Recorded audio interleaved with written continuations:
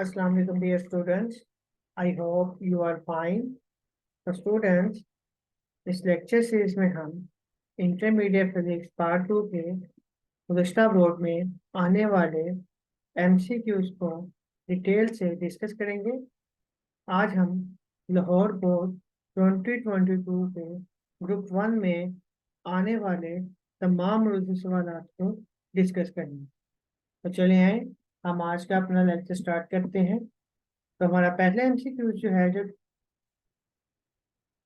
Question number 1, the difference of potential energy between 2 points per unit charge is called option number 1 electrical potential energy, option number 2 potential difference, option number 3 absolute potential, option number 4 all of these। तो इसकी correct option जो है वो क्या है? Potential difference. बहुत से students इस एमसीक्यूज का आंसर जो है ऑल ऑफ दीज लगा देते हैं। वो समझते हैं कि इलेक्ट्रिक पोटेंशियल, पोटेंशियल डिफरेंस और एब्सोल्यूट पोटेंशियल ये तीनों एक ही चीज के तीन नाम हैं, मगर हकीकत में ऐसा नहीं है। तो एग्जाम में आप याद रखिएगा, पोटेंशियल डिफरेंस जो है इसका की पॉइंट ये है कि स्टेटमेंट को गौर से पढ़िए। स्टेटमेंट में the difference of potential energy आ गई, ठीक है। तो यहाँ से आपको इस चीज को याद रखने में हेल्पफुल होगा कि पोटेंशियल डिफरेंस क्या है और एब्सोल्यूट पोटेंशियल क्या है। This is a to the point definition. आप इसको बुक से पेज नंबर 15 चैप्टर नंबर 12 में देख सकते हैं, ठीक है। क्वेश्चन नंबर 2 देखते हैं। क्वेश्चन नंबर 2 क्या कहता है? The space between the plates of the capacitor is filled by a dielectric of dielectric constant के। कहता है कि कैपेसिटर के प्लेट्स के दरमियान अगर आप एक डाइलेक्ट्रिक को रखते हैं जिसकी डाइलेक्ट्रिक कांस्टेंट के होगा, तो कैपेसिटेंस उस कैपेसिटर की क्या होगी? Option number 1 increase by factor K, option number 2 increase by factor K square, option number 3 decrease by K, option number 4 remains unchanged. उसका ट्रू आंसर है इंक्रीज बाय फैक्टर के। यानी कि कैपेसिटर के case में जब आप कैपेसिटर की plates के दरमियान डाइलेक्ट्रिक को रिप्लेस करते हैं तो उसके नतीजे में उसकी जो कैपेसिटेंस है वो इंक्रीज हो जाती है बाय फैक्टर के क्या है यहाँ पे? Dielectric constant. आइए इसको जरा मैथमेटिकल देखते हैं। हम इस फार्मूले से बखूबी वाकिफ हैं, C is equal to Q over V और Q is equal to C V. This is the capacitance of a capacitor. और हम जानते हैं कि सी नोट जो है ये बराबर होता है A epsilon not over D. और सी नोट आपके पास क्या है? कैपेसिटेंस कैपेसिटर की विदाउट डाइलेक्ट्रिक, या डाइलेक्ट्रिक नहीं रखा। अगर आप कैपेसिटर में डाइलेक्ट्रिक इंसर्ट करते हैं तो आपके पास जो कैपेसिटेंस आती है वो C is equal to A epsilon over D. Simple सा फर्क है कि उसमें एप्सिलॉन नोट था और सी नोट था, इसमें जस्ट एप्सिलॉन और सी है। आप रिलेटिव परमिटिविटी के बारे में जानते हैं। एप्सिलॉन आर जो है ये किसके बराबर होती है? Epsilon over epsilon not. Dielectric के केस में अगर मैं इसको एप्सिलॉन आर को बराबर कर दूं के और बराबर कर दूं एप्सिलॉन ओवर एप्सिलॉन नॉट के, एप्सिलॉन आपके पास एक्चुअली में एप्सिलॉन मीडियम है, ठीक है। तो एप्सिलॉन मीडियम बराबर होती है एप्सिलॉन नॉट एप्सिलॉन आर। अगर आप ये एप्सिलॉन मीडियम या एप्सिलॉन जो है इसकी वैल्यू यहाँ पे एप्सिलॉन में पुट करते हैं तो देखिएगा सी की वैल्यू क्या आती है? A epsilon not epsilon R D over D. और अगर आप यहाँ से एप्सिलॉन ए ओवर डी को इकट्ठा कर लें और एप्सिलॉन आर को बाहर लिख लें तो आप जानते हैं कि epsilon not a over D जो है ये एक्चुअली में सी नोट के बराबर है, ठीक है। तो C is equal to C nought epsilon R, और हमने ऊपर एप्सिलॉन आर को के बराबर किया था, तो इससे हमने देखा कि सी इज इक्वल टू के सी नोट। यानी कि सी नोट जो है रीजनल कैपेसिटेंस थी विदाउट डाइलेक्ट्रिक, और सी जो आपके पास है कैपेसिटेंस आएगी विद डाइलेक्ट्रिक के। तो देखिए ये डायरेक्टली रिलेशन आ रही है सी के साथ, और उसकी पावर क्या है? के की 1। तो इस तरह हमने कहा कि जो कैपेसिटेंस होगी वो इंक्रीज होगी बाय फैक्टर के, ठीक है। आइए एमसीक्यूज नंबर 3 पे चलते हैं। एमसीक्यूज नंबर 3 जो है ये भी बहुत इंपॉर्टेंट एमसीक्यूज है। इसमें आपको सीरीज और पैरेलल सर्किट का ख्याल रखना है। The current flowing through each resistor of equal resistance in parallel combination। अगर आप रेजिस्टर्स को कनेक्ट करें पैरेलल कॉम्बिनेशन में तो आप जानते हैं कि पैरेलल कॉम्बिनेशन में क्या होता है? पैरेलल कॉम्बिनेशन में कि आपके पास जो पाथ हैं वो डिफरेंस होते हैं, ठीक है। एक ये पाथ एक दूसरा पाथ, सपोज करें एक तीसरा पाथ। तो आपका यहाँ से जो करंट आई आएगा वो यहाँ पे I1, I2 और I3, यानी कि करंट आपका डिवाइड होता है। तो हर ब्रांच में जो है करंट जो है डिफरेंट होता है अकॉर्डिंग टू रेजिस्टेंस। और जब ये सारे करंट इस पॉइंट पे पहुंचते हैं, मीट करते हैं, तो ये टोटल करंट के बराबर होता है। This is the law of conservation of charges. ठीक है, तो इसका आंसर क्या होगा पैरेलल कॉम्बिनेशन में? पैरेलल कॉम्बिनेशन में हमारे पास जो करंट फ्लो करेगा रजिस्टर में वो क्या होगा, हर ब्रांच में डिफरेंट होगा। जबकि अगर यहाँ पे सीरीज कॉम्बिनेशन का कहा जाए तो सीरीज कॉम्बिनेशन में चूंकि एक ही पाथ होता है, एक यूनिक सिंगल पाथ होता है, तो उसमें से गुजरने वाला करंट क्या होगा, सेम होगा। ठीक है, parallel register do not each get total current, they divide it. ठीक है, तो पैरेलल सर्किट में, पैरेलल रजिस्टर सर्किट में जो करंट होगा वो क्या होगा, डिफरेंट होगा, क्योंकि वो डिवाइड हो जाता है। The current entering a parallel combination of resistor is equal to the sum of the current flow each resistor in parallel. ठीक हो गया। आइए हम क्वेश्चन नंबर 4 की तरफ चलते हैं। क्वेश्चन नंबर 4 बहुत इजी है और बहुत इंपॉर्टेंट भी है कि beam of electron, beam of electron का दूसरा नाम क्या है? X rays, alpha rays, gamma rays और कैथोड रेज। तो बीम ऑफ इलेक्ट्रॉन्स का दूसरा नाम क्या है? यही कहलाती हैं कैथोड रेज। यानी कि कैथोड रेज क्या होती हैं? वो रेज जिन पर नेगेटिव चार्ज होता है। देखें इलेक्ट्रॉन पे भी क्या होता है, नेगेटिव चार्ज। तो इस वजह से ये दोनों क्या कहलाती हैं, सेम है। ठीक है, कैथोड रेज और beam of electron are stream of electron observe in discharge tube.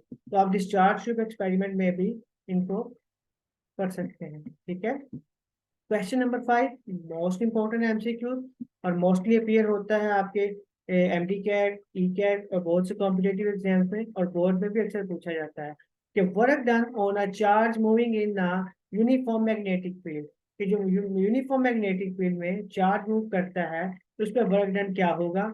Zero होगा, नेगेटिव होगा, पॉजिटिव होगा।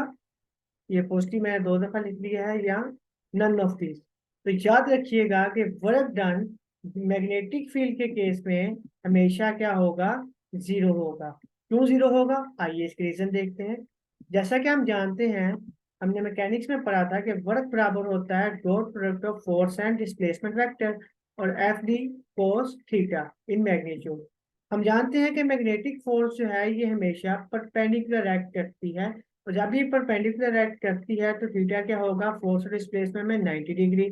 तो जब 90 डिग्री होता है तो कोस 90 किसके बराबर होता है, जीरो के। ठीक है, जब कोस 90 जीरो होगा और आप कोस 90 की वैल्यू यहाँ पे पुट करेंगे, zero, zero multiply F T, तो वर्क क्या हो जाएगा, जीरो। तो इस तरह हम कह सकते हैं कि work done by magnetic field must be zero. It means that it does not produce any work. Magnetic field कोई वर्क परफॉर्म नहीं करती। ठीक है, और याद रखिएगा कि इसी वजह से, क्योंकि 90 डिग्री पर डिफ्लेक्ट करती है, इसको हम डिफ्लेक्शन फोर्स भी कहते हैं। मैग्नेटिक फील्ड की वजह से जो फोर्स होगी उसे हम मैग्नेटिक फोर्स कहते हैं, और इसका दूसरा नाम है deflecting force. Question number 6, unit of self inductance. Self inductance का यूनिट क्या है? तो number 1 option Henry, number 2 weber, number 3 Tesla and number 4 farad. आप जानते हैं फैरेड जो है ये कैपेसिटेंस का यूनिट है। ठीक है, टेस्ला जो है ये मैग्नेटिक इंडक्शन का यूनिट है, बी का। वेबर जो है ये मैग्नेटिक फ्लक्स का यूनिट है। ठीक है, और हेनरी जो है ये आपके पास सेल्फ इंडक्टेंस का यूनिट है।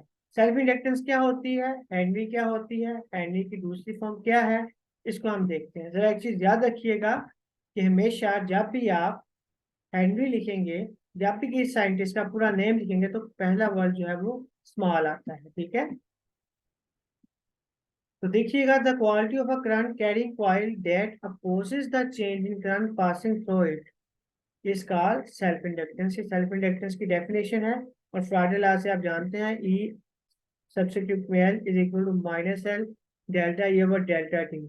ठीक है, ई आपके पास क्या है, ईएमएफ, जिसका यूनिट होता है वोल्ट। एल आपके पास इंडक्टेंस है, आई आपके पास करंट है। ठीक है, तो इंडक्टेंस करंट क्या होगा, अगर आप यहाँ से एल निकालते हैं तो L is equal to E divided by del I over del T. तो ई ओवर डेल आई आ जाएगा और ई के साथ मल्टीप्लाई हो जाएगा डेल टी। तो ई का यूनिट क्या होता है, वोल्ट। टाइम का क्या होता है, सेकंड। वन और ओवर डेल आई जो होगा उसका होगा अम्पेयर। तो वोल्ट सेकंड पर एम्पेयर ये एक्चुअली में किसके बराबर होता है, हेनरी के। तो लिहाजा हेनरी भी आ सकता है। देखिए कंप्लीट नेम आएगा तो स्मॉल एच से, अगर आप कैपिटल से नोट करते हैं तो कैपिटल एच आएगा। ठीक है, ये नोटेशंस होती हैं यूनिट्स को लिखने के लिए। और आगे हेनरी की डेफिनेशन है, ये आप देख लीजिएगा। नेक्स्ट क्वेश्चन है, the energy stored in the conductor per unit volume is b square over 2 mu square over 2 b square over 2 mu naught या mu over 2 b square। तो आप जानते हैं कि एनर्जी स्टोर जो होती है किसी इंडक्टर में, ये जो लफ्ज है ये कंडक्टर नहीं बल्कि इंडक्टर है। ठीक है, तो energy store in inductor per unit volume is b square over 2 mu naught। This is the very important formula और ये बहुत से मेडिकल्स में भी यूज होता है। ठीक है, आप इसको पेज नंबर 96 बुक में देख सकते हैं, एनर्जी स्टोर इंडक्टर के टॉपिक में। ये ऑलमोस्ट लॉन्ग क्वेश्चन भी एग्जाम में कई दफा आ चुका है। ठीक है, अब नेक्स्ट एमसीक्यू की तरफ चलते हैं। The mean value of AC in the complete cycle is number 1 0 1 I nought by under root 2। तो याद रखिएगा ये मीन वैल्यू की बात हो रही है। तो मीन वैल्यू जो होती है एसी की अल्टरनेटिंग करंट की कंप्लीट साइकिल में वो क्या होती है, 0। I nought over under root 2 नहीं होगी, ये this is the RMS value. I nought over under root 2 क्या है, आरएमएस वैल्यू है, जबकि मीन वैल्यू क्या होती है, 0। मैंने रेफरेंस लिखा हुआ है नीचे, आप इसको देख सकते हैं। याद रख लीजिएगा कि एवरेज वैल्यू जो होती है current end voltage over a cycle is 0। This is the most important. ये अल्टरनेटिंग करंट के लिए पूछा गया था।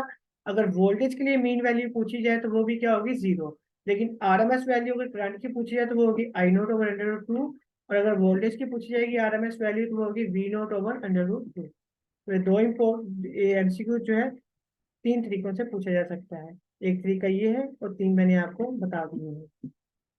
The most common source of alternating voltage, कौन सा ऐसा सोर्स है जो अल्टरनेटिंग वोल्टेज प्रोड्यूस करता है। Number 1 motor, number 2 generator, number 3 cell, number 4 thermocouple. तो देखिएगा जरा इनमें डिफरेंस याद रखें है क्या। हमारे पास जनरेटर जो है ये इसकी ट्रू ऑप्शन है। जनरेटर क्या करता है, जनरेटर एक ऐसी डिवाइस है जो कन्वर्ट करती है मैकेनिकल एनर्जी को इनटू इलेक्ट्रिकल एनर्जी में। ठीक है, जिसको हम एक्सटर्नल सर्किट में यूज करते हैं। तो ये अल्टरनेटिंग वोल्टेज सोर्स का है। जबकि आप जानते हैं सेल, सेल क्या है, सेल एक्चुअली में डीसी सोर्स है। ठीक है, तो डीसी आपके पास वोल्टेज देगा। थर्मोकपल क्या है, थर्मोकपल आप एक्चुअली में हीट एनर्जी को जो है उसमें चेंज करता है इलेक्ट्रिकल एनर्जी में। और मोटर क्या है आपके पास, मोटर जो है आपके पास इलेक्ट्रिकल एनर्जी को मैकेनिकल एनर्जी में यूज करती है। ठीक है, ये चीजें आप ध्यान में रखिएगा। The number of crystal system 3 4 5 and 7। तो याद रख लीजिएगा कि क्रिस्टल सिस्टम्स कितने होते हैं, 7। पेज नंबर 139 ये स्मॉल बॉक्स बना होगा इंफॉर्मेशन का, और वहां पे 7 क्रिस्टल सिस्टम बने भी हुए हैं। स्टेटमेंट याद रख लीजिएगा, there are 7 different crystal system जो कि बेस्ड हैं किस पे, ज्योमेट्रिकल अरेंजमेंट पे एटम्स की and their resultant geometrical structure. तो टोटल क्रिस्टल स्ट्रक्चर कितने हैं, क्रिस्टल सिस्टम कितने हैं, 7। जी, question number 11, the Boolean expression of NAND gate is, NAND gate का बूलियन एक्सप्रेशन क्या होगा, ये बहुत दफा एग्जाम में पूछा गया है। देखिएगा, x is equal to A dot B, X is equal to A plus B, X is equal to A dot B के ऊपर bar x is equal to A bar. तो इसका ट्रू आंसर है x is equal to A dot B bar. तो आइए जरा इसको देखते हैं। सबसे पहले देखिएगा नैंड है क्या। नैंड गेट एक्चुअली में कॉम्बिनेशन है एंड गेट का, जिसको डॉट से शो करते हैं, यानी कि ए और बी आपके पास दो आपके पास इनपुट्स हैं, और उनको दरमियान जब डॉट आएगा तो वो एंड गेट होगा। और अगर आप उसका इन्वर्ट कर देते हैं, इन्वर्स ऑपरेटर लगाते हैं, तो वो क्या होता है, नोट। बार जो है ये नोट को रिप्रेजेंट करता है, डॉट जो है ये एंड को रिप्रेजेंट करता है, और जो गेट एंड और नोट दोनों को मिला के बने वो क्या कहलाएगा, नैंड गेट। तो आप देख सकते हैं कि यहाँ पे डॉट प्रोडक्ट नहीं बल्कि ए डॉट बी है, ये किसको शो कर रहा है, एंड को। और जब मैं इसका कॉम्प्लीमेंट कर लूंगा, ऊपर बार लगा दूंगा, तो ये किसको शो करेगा, एंड का नोट। तो एंड और नोट दोनों सम होके क्या बनते हैं, नैंड गेट। ठीक है, आइए नेक्स्ट एमसीक्यू इस पे चलते हैं। The device which are used to convert various physical quantities, physical quantities किस किस्म की, जैसे कि प्रेशर या डिस्प्लेसमेंट या फोर्स इनटू इलेक्ट्रिकल वोल्टेज। यानी ये कौन सी डिवाइस है जो कन्वर्ट करती है फिजिकल क्वांटिटीज को इलेक्ट्रिकल वोल्टेज में? Number 1 filters, number 2 sensors, number 3 rectifiers and number 4 amplifier. तो याद रखिएगा ये जो रेक्टिफायर है, ये आप जानते हैं कि रेक्टिफायर जो है एसी को डीसी में कन्वर्ट करने के लिए यूज करता है। एम्पलीफायर क्या करता है? सिग्नल्स को एम्पलीफाई करता है। ठीक है। फिल्टर्स क्या करते हैं? फिल्टर आपने पढ़ा था कि जब आप फुल ब्रिज रेक्टिफिकेशन करते हैं तो उसमें रिपल फैक्टर को स्मूथ करने के लिए आप फिल्टर्स का यूज करते हैं। तो इसकी जो मोस्ट प्रोबेबल आपके पास आंसर लगता है वो सेंसर है, बट इसका ट्रू आंसर जो है वो इलेक्ट्रिकल ट्रांसड्यूसर है। इलेक्ट्रिकल ट्रांसड्यूसर जो है ये वो डिवाइसेस हैं जो कन्वर्ट करती हैं एनर्जी को एक फॉर्म से दूसरी फॉर्म में, यानी कि जो फिजिकल क्वांटिटीज आपकी उसको इलेक्ट्रिकल वोल्टेज में चेंज करती हैं। नीचे एक स्केच बना हुआ है कि नॉन इलेक्ट्रिकल क्वांटिटी आएगी, सेंसिंग एलिमेंट उसको सेंस करेगा, सेंसर रिस्पॉन्स देगा और ट्रांसड्यूसर एलिमेंट हमें उसको क्या कर देगा? इलेक्ट्रिकल सिग्नल में चेंज कर देगा और इसको हम सेंसर के जरिए यूज कर सकते हैं। सेंसर और ट्रांसड्यूसर में जो फर्क है नीचे बताया गया है कि सेंसर क्या करेगा? सेंस करेगा फिजिकल क्वांटिटी को और कन्वर्ट करेगा इसको रीडेबल फॉर्म में। ठीक है, तो ये बात याद रखिएगा। तो मोस्ट प्रोबेबल आंसर इसका इलेक्ट्रिकल ट्रांसड्यूसर है, बट यहाँ पे चूंकि सेंसर ऑप्शन है तो सेंसर भी आप लगा सकते हैं। ओके, तो आइए हम नेक्स्ट चलते हैं क्वेश्चन नंबर 13 पे। Light emitting diode are made from silicon. LED जो है ये सिलिकॉन की बनी होती है, जर्मेनियम की बनी होती है, गैलियम आर्सेनाइड की बनी होती है या कार्बन की बनी होती है। तो याद रखिएगा कि जो एलईडीज हैं ये हमेशा उन मटेरियल्स की बनती है जिनका बैंड गैप क्या होता है? डायरेक्ट बैंड गैप होता है। ठीक है। सिलिकॉन जो है ये आप यूज नहीं करते एलईडीज में। ये एक शॉर्ट क्वेश्चन भी आता है, why silicon is not use for making LEDs. तो याद रखिएगा सिलिकॉन का जो बैंड गैप है वो इनडायरेक्ट बैंड गैप है। ठीक है, ये शॉर्ट क्वेश्चन एग्जाम में आता है। तो इसलिए हम जो है गैलियम आर्सेनाइड या gallium arsenide phosphide material use करते हैं। इनका बैंड गैप क्या है? डायरेक्ट है। तो देखते हैं। LEDs are made up of special semiconductors such as gallium arsenide and gallium arsenide phosphide। ये दो मटेरियल्स यूज होते हैं, गैलियम आर्सेनाइड कर सकते हैं या gallium arsenide phosphide, in which the potential barrier between P and N side in such a way that when an electron combine with the hole in forward bias conduction। याद रखिएगा LED तब ही conduct करेगी जब ये forward bias condition में होगी। जब forward bias condition में होगी तो क्या होगा? फोटोन मेट होगा विजिबल लाइट का, जिसको आप देख सकते हैं। These diodes are commonly use in small light sources, और इसको आप लाइट सोर्स के तौर पर भी यूज करते हैं। ये अगला एमसीक्यू है question number 14। Compton fact is associated with. Compton fact जो है ये एसोसिएट है, मंसूब है किससे? कौन सी इसमें रे यूज होती है? Gamma rays, X rays, beta rays, positive rays. तो याद रखिएगा कॉम्पटन फैक्ट जो है एक्चुअली में एक्स रेज के साथ एसोसिएटेड है। ठीक है, ये page number 189 chapter number 19 Compton fact की पहली ही लाइन है कि जब एक्स रे जो है इंटरेक्ट करती है तो उसके रीजन में आपके पास कॉम्पटन फैक्ट आता है, जिसको आप वहां से स्टडी कर लीजिए। ठीक है। Question number 15। In electronic transition atom can not emit. बहुत इंपॉर्टेंट एमसीक्यू है। इलेक्ट्रॉनिक ट्रांजिशन में एटम कौन सी रेडिएशन एमिट नहीं करता?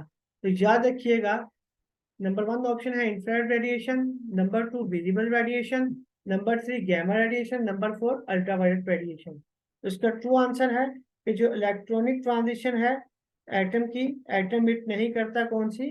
Gamma radiation. ठीक है। इलेक्ट्रॉनिक ट्रांजिशन में एटम जो है मिट करता है इंफ्रारेड लाइट, विजिबल लाइट और अल्ट्रावायलेट लाइट, लेकिन अल्फा बीटा और गैमा जो है ये रेडिएट नहीं करता। ठीक है, ओनली गैमा ही नहीं बल्कि अल्फा बीटा भी ये एमिट नहीं करता। तो इस चीज को ध्यान में रखिएगा। आइए हम चलते हैं अपने इस सेकंड लास्ट एमसीक्यू की तरफ। बहुत इंपॉर्टेंट एमसीक्यू एग्जाम में काफी दफा आता है। Energy release by conversion of 1 AMU of mass is. 1 AMU मास का कितना हिस्सा एनर्जी में कन्वर्ट होता है? फर्स्ट ऑप्शन है 1.6 10 power minus 19 electron volt. Second option है 1.6 10 power minus 19 mega electron volt. Third option है 200 mega electron volt, three option है 931 मेगा इलेक्ट्रॉन वोल्ट। अब एक चीज याद रखिएगा, इसका ट्रू आंसर है 931 मेगा इलेक्ट्रॉन वोल्ट। ये आता कैसे है? तो आइए जरा इसका मैथमेटिकल देखते हैं कि ये आता कैसे है। तो देखिए, इसका जो अप्रोक्सीमेट आंसर है वो 931.5 मेगा इलेक्ट्रॉन वोल्ट है। हम जानते हैं आइंस्टाइन मैथ्स एनर्जी इक्वेशन से कि E बराबर होता है डेल एम सी स्क्वायर, और 1 AMU बराबर होता है 1.66 10 पावर 27 kg, और C क्या है? स्पीड ऑफ लाइट 3 × 10⁸ मीटर पर सेकंड। अगर आप डेल्टा एम की जगह ये पुट कर दें 1 AMU की वैल्यू और मल्टीप्लाई करें सी स्क्वायर की वैल्यू से, तो आपके पास एनर्जी आ जाएगी किसमें? जाउल में, 1.49 10⁻10 जाउल। और एक बात याद रखिएगा, ये जो 1.6 10⁻19 इलेक्ट्रॉन वोल्ट लिखा है, ये एक्चुअली में क्या है? ये एक्चुअली में इलेक्ट्रॉन वोल्ट किसका यूनिट होता है? इलेक्ट्रॉन वोल्ट एक्चुअली में एनर्जी का यूनिट है। तो देखिएगा, हमारे पास जाउल भी एनर्जी का यूनिट है। तो इलेक्ट्रॉन वोल्ट और जाउल में जो रिलेशन होता है वो ये है कि 1 इलेक्ट्रॉन वोल्ट जो है 1.6 10⁻19 जाउल के बराबर होता है। ठीक है। और अगर आप जाउल को मेगा इलेक्ट्रॉन वोल्ट में चेंज करना चाहते हैं तो कैसे करेंगे? तो देखिएगा, 1 इलेक्ट्रॉन वोल्ट है 1.6 10⁻19 जाउल, और 1 मेगा इलेक्ट्रॉन, मेगा मीन 10⁻6, ये प्रीफिक्सेस आपको याद होनी चाहिए। तो 1 मेगा इलेक्ट्रॉन वोल्ट जो होगा एक्चुअली में हम 10⁻6 ऐड कर देंगे 10⁻19 में। ठीक है। तो इसके नीचे में हमारे पास 1 मेगा इलेक्ट्रॉन वोल्ट किसके बराबर हो जाएगा? 1.6 10⁻13 जाउल। अब देखिएगा, हमें एनर्जी चाहिए मेगा इलेक्ट्रॉन वोल्ट में, क्योंकि जाउल जो थी वो यहाँ पे तो ऑप्शन है ही नहीं, तो मेगा इलेक्ट्रॉन वोल्ट है। तो जाउल अगर आप निकालना चाहते हैं 1 जाउल, तो आप इस 1.6 10⁻13 को डिवाइड कर दें 1 मेगा इलेक्ट्रॉन वोल्ट में। ठीक है। तो 1 जाउल जो था आपके पास, यहां से आप देखते हैं कि एनर्जी आपके पास 1.49 10⁻10 थी। जब आप इसको डिवाइड कर देंगे 1.6 10⁻13 पे, तो आपके पास एनर्जी आ जाएगी 931.5 mega electron volt. 231.5 mega electron volt ये यहाँ पे आपके पास एनर्जी आ गई। ठीक है। तो याद रखिएगा ये कैलकुलेशंस को भी, अगर एग्जाम में आपको डायरेक्ट ना याद रहे तो आप ये कैलकुलेशन से कर सकते हैं। जी, most important MCQs and last MCQs, question number 17। Alpha particles carries a charge. Alpha particle charge रखते हैं क्या? +2e, -2e, 0 और +e। तो इसका करेक्ट आंसर है +2e। आइए इसको देखते हैं कैसे +2e होता है। हम जानते हैं कि अल्फा पार्टिकल जो होता है पॉजिटिव चार्ज पार्टिकल है, जो कि इजेक्ट होता है स्पॉन्टेनियसली न्यूक्लियस से, जब कोई रेडियो एक्टिव एलिमेंट से। It is identical to helium nucleus. जो आपके पास अल्फा पार्टिकल है ये हीलियम न्यूक्लियस की तरह होता है, और इसका मैस नंबर क्या होता है? चार्ज। इसका मैस नंबर क्या होता है? 4, यानी कि ए क्या होता है? 4। और इसमें जो इलेक्ट्रोस्टैटिक चार्ज होता है वो क्या होता है? +2।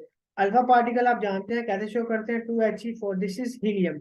एच क्या है? He क्या है यहाँ पे? Helium element. 2 क्या है यहाँ पे? 2 इसका चार्ज नंबर है। 4 क्या है? ए। आपको याद होगा ए, एक्स और जी आप लिखते थे, यहाँ पे एक्स हीलियम है, ए आपके पास 4 है, जी आपके पास 2 है। तो इसका चार्ज कितना है? Number of protons 2, number of nucleons यानी कि प्रोटॉन्स और न्यूट्रॉन्स वो कितने हैं? 4। और अगर आप न्यूट्रॉन्स निकालना चाहते हैं तो A-Z फार्मूले से आप न्यूट्रॉन्स निकाल सकते हैं, वो भी क्या है? 2। क्योंकि क्वेश्चन में हमें सिर्फ चार्ज का पूछा गया था, तो जो करेक्ट आंसर हमारे पास वो क्या है? +2e, यानी कि इस पे पॉजिटिव चार्ज होता है। ठीक है। तो ये जो है आपके पास नीचे रिमार्क्स में पॉइंट्स लिखे गए हैं, ये भी एक्चुअली में अल्फा पार्टिकल्स के एमसीक्यूज हैं, डिफरेंट बोर्ड्स में पूछे जाते हैं। ठीक है। तो स्टूडेंट्स, आज हमने 2022 का जो फिजिक्स का पेपर था ग्रुप 1 का, उसको हमने डिटेल से डिस्कस किया, और इसके साथ जितने एमसीक्यूज एग्जाम में पूछे गए हैं और पूछे जाते हैं उनको भी हमने डिटेल से डिस्कस किया। आई होप आपको लेक्चर अच्छा लगा होगा। कमेंट में अपनी राय पेश कीजिएगा, और चैनल को सब्सक्राइब और लाइक कर दीजिएगा, और इंशाल्लाह बहुत सी वीडियोस मजीद अपलोड की जाएंगी इसी से रिलेटेड। इस लेक्चर में हमने मरूजे में पूछे जाने वाले तमाम सवाल को तफसील से डिस्कस किया है। आइंदा आने वाले लेक्चर में हम गुज़श्ता पेपर्स को भी डिस्कस करेंगे। अपना ख्याल रखिएगा। अल्लाह हाफिज।